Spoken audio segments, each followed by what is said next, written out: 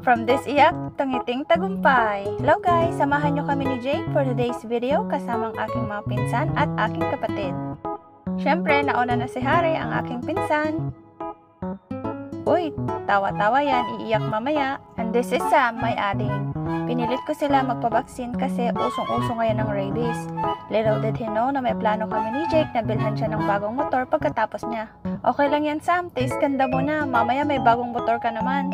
Napag-usapan namin ni Jake dahil siya lang ang walang motor at deserve naman niya, kaya bibilan namin siya. And this is Ayan, siya daw pinakamatapang. Di nga.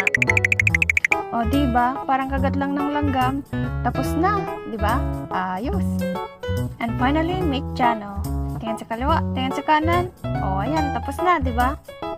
Dahil surprise, hindi niya alam, mukhang nabigla ata, hindi siya makausap ng maayos. Dahil sa sobrang daming choices, hindi niya alam kung anong pipiliin niya. Buti na lang kasama namin ng mga pinsan niya at kahit papaano binigyan siya ng advice. At finally, ito na nga, nakapili na siya ng gusto niya. Usually, pag mga bata sinusuhulan ng candy bago magpabaksin, ikaw, iba ka kuya, motoran sa'yo. Ay, happy na yan!